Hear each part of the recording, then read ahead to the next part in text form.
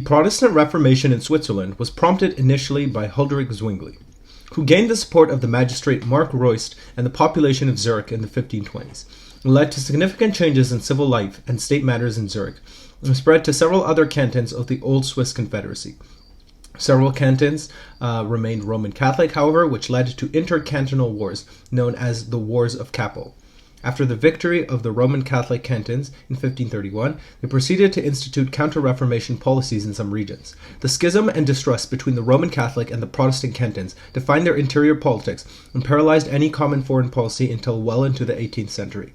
Despite their religious differences and an exclusively Roman Catholic defense alliance of the 7 cantons, no other major armed conflicts directly between the cantons occurred. Soldiers from both sides fought in the French Wars of Religion. During the 30 Years' War, the 13 cantons managed to maintain their neutrality, partly because all major powers in Europe depended on Swiss mercenaries and would not let Switzerland fall into the hands of one of their rivals. The 3 leagues of the Grisons were not yet a member of the Confederacy, but were involved in the war from 1620 onward, which led to their loss of the Valtellina from 1623 to 1639. After the violent conflicts of the late 15th century, the Swiss cantons had had a generation of relative political stability. As part of their struggle for independence, they had already in the 15th century sought to limit the influence of the Roman Catholic Church on their political sovereignty. Many monasteries had come under secular supervision, and the administration of schools was in the hands of the cantons, although the teachers generally still were priests. Nevertheless, many of the problems of the Roman Catholic Church also existed in the Swiss Confederacy. Many a cleric, as well as the Roman Catholic Church as a whole, enjoyed a luxurious lifestyle in stark contrast to the conditions of the large majority of the population. And this luxury was financed by high church taxes and abundant sale of indulgences. Many priests were poorly educated, and spiritual church doctrines were often disregarded. Many priests did not live in celibacy but in concubinage. The new reformatory ideas thus fell on fertile ground. The main proponent of the Reformation in Switzerland was Huldrych Zwingli, whose actions during the affair of the sausages are now considered to be the start of the Reformation in Switzerland. His own studies in the Renaissance humanist tradition had led him to preach against injustices and hierarchies in the church already in 1516, while he was still a priest in Einsiedeln. When he was called to Zurich, he expanded his criticism also onto political topics, and in particular condemned the mercenary business. His ideas were received favorably, especially by entrepreneurs, businessmen, and the guilds. The first disputation of Zurich of 1523 was the breakthrough. The city council decided to implement his reformatory plans and to convert to Protestantism. In the following 2 years, profound changes took place in Zurich. The church was thoroughly secularized. Priests were no longer forced to be celibate, and the opulent decorations in the churches were thrown out. The state assumed the administration of church properties, financing the social works, and also paid the priests. The last abbess of the Fraumünster, Katharina von Zimmern, turned over the convent, including all of its rights and possessions, to the city authorities on the 30th of November 1524, and even got married the next year. Over the next few years, the cities of St. Gallen, Schaffhausen, Basel, Bienne, Mulhouse, and Bern all followed the example set by Zurich. Bern was the first to follow Zurich in 1528, when the aftermath of the Bern disputation officially pronounced Bern as the second Protestant Swiss canton. Their subject territories were converted to Protestantism by decree. In Basel, reformer Johannes Oecolampadius was active in St. Gallen. The Reformation was adopted by the mayor Joachim Vadian. In Glarus, Appenzell, and in the Grisons, which all 3 had a more republican structure, individual communes decided for or against the Reformation. In the French-speaking parts, reformers like William Farel had been preaching the new faith under Bernese direction since the 1520s, but only in 1536, just before John Calvin arrived, did the city of Geneva convert to Protestantism. The same year, Bern conquered the hitherto Savoyard Vaud and also instituted Protestant there. Despite their conversion to Protestantism, the citizens of Geneva were not ready to adopt Calvin's new strict church order and banned him and Farel from the city in 1538. 3 years later, following the election of a new city council, Calvin was called back. Step by step, he implemented his strict program. The counter-revolt in 1555 failed, and many established families left the city. Zwingli, who had studied in Basel at the same time as Erasmus, had arrived at a more radical renewal than Luther, and his ideas differed from him in several points. A reconciliation attempt at the Marburg Colloquy in 1529 failed. Although the 2 leaders found a consensus on 14 points, they kept differing on the last one on the Eucharist, with Luther believing that through sacramental union, the bread and the wine in the Lord's Supper truly became the flesh and blood of Jesus, whereas Zwingli considered the bread and wine as only symbols. The schism and the defeat of Zurich in the Second War of Kappel in 1531, where Zwingli was killed on the battlefield, were a serious setback, ultimately limiting Zwinglianism to part of the Swiss Confederacy and preventing its adoption in areas north of the Rhine. After Zwingli's death, Heinrich Bullinger took over his post in Zurich. Reformers in Switzerland continued for the next decades to reform the church and to improve its acceptance by the common people. Bullinger, in particular, also tried bridging the differences between Zwinglianism and Calvinism. He was instrumental in establishing the Consensus Tigurinus of 1539 with John Calvin and the Confessio Helvetica Posterior of 1566, which finally included all Protestant canons and associates of the Confederacy. The Confessio was also accepted in other European Protestant regions in Bohemia, Hungary, Poland, the Netherlands, and Scotland. And together with the Heidelberg Catechism of 1563, where Bullinger also played an important role, and the Canons of Dordrecht of 1619, it would become the theological foundation of Calvinism. The success of the Reformation in Zurich and its rapid territorial expansion definitely made this religious renewal a political issue and a major source of conflict between the 13 cantons. The Alpine cantons of Uri, Schwyz, Unterwalden, Lucerne, and Zug remained staunchly Roman Catholic. Their opposition was not uniquely a question of faith, because economic reasons also played a role. Besides agriculture, their economy depended to a large degree on the mercenary services and the financial recompensations of the same. They could not afford to lose this source of income, which was a major target of the reformers' criticism.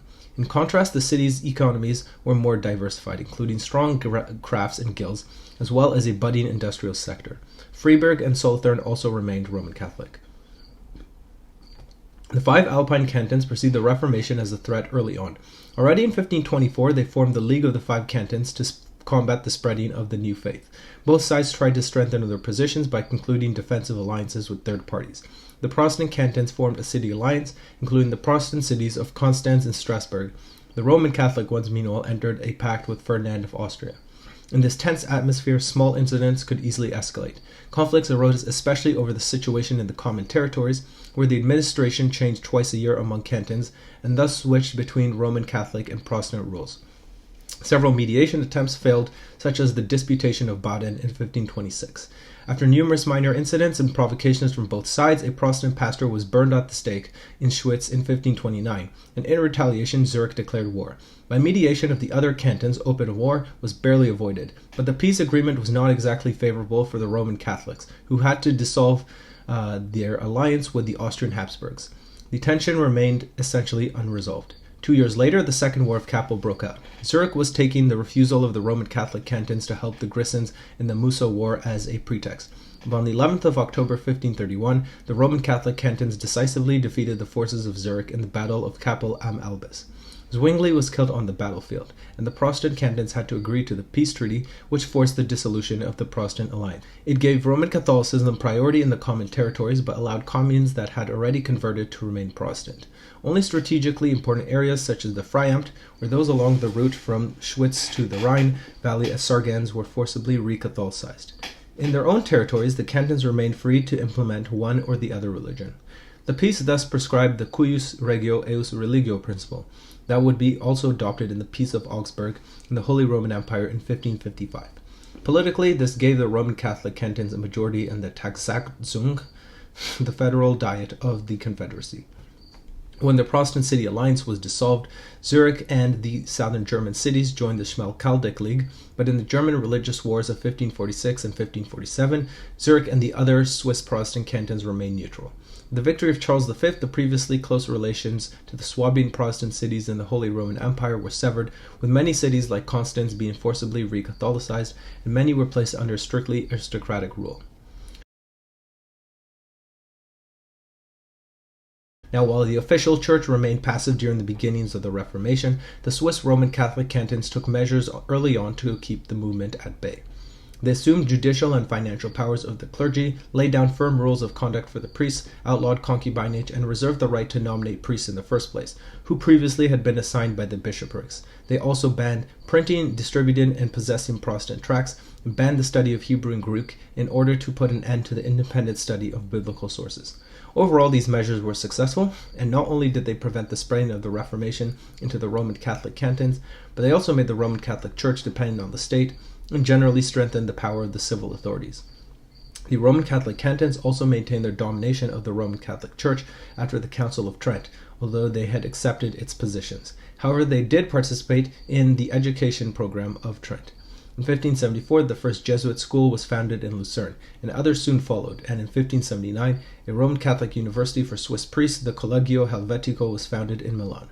In 1586, a nunciature was opened in Lucerne, and the Capuchins were called to help, with a Capuchin cloister founded in 1581 in Elsdorf.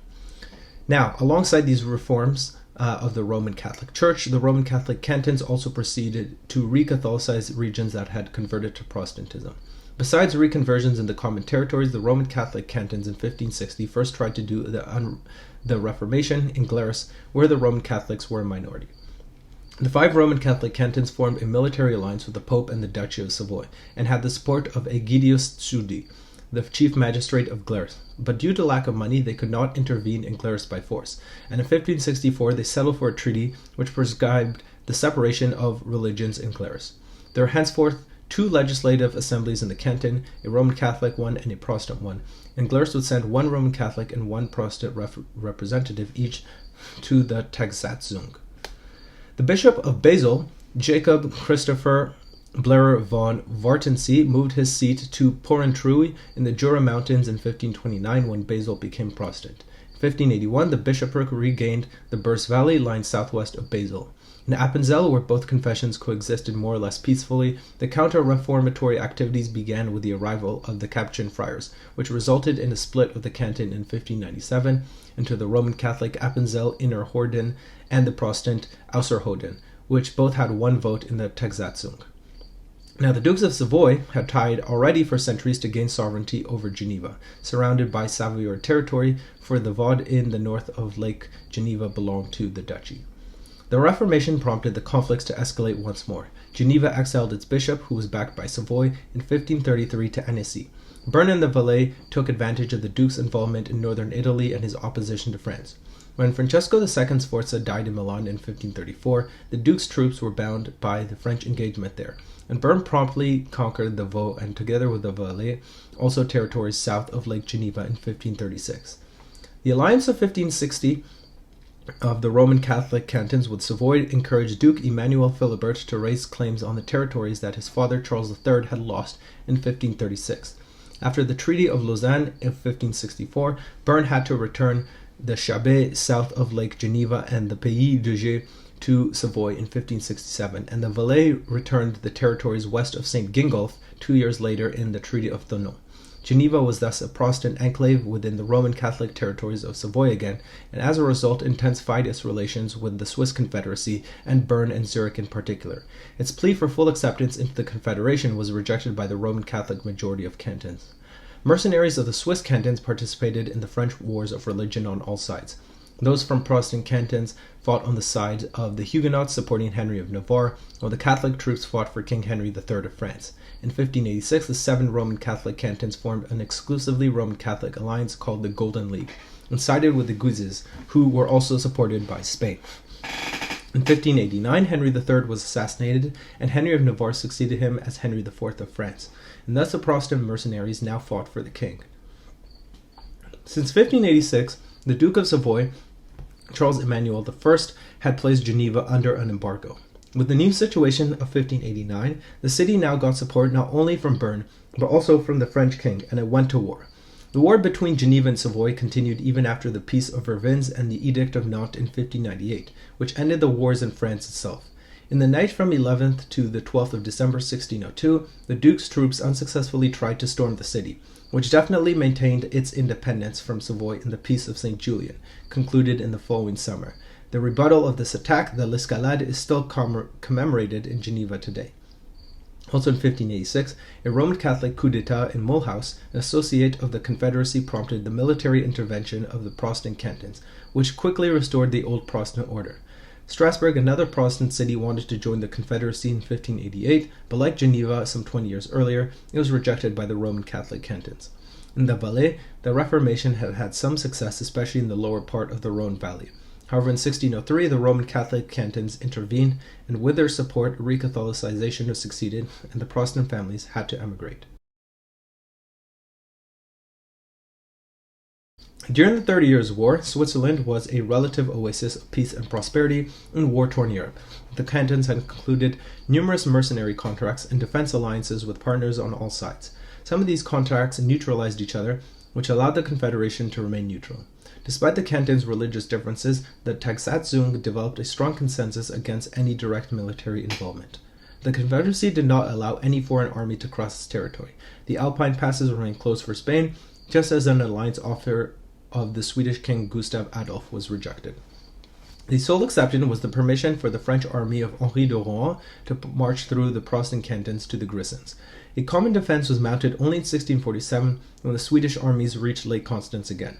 Now the Grisons had no such luck. The Three Leagues were a loose federation of 48 individual communes that were largely independent, their common assembly having no real powers.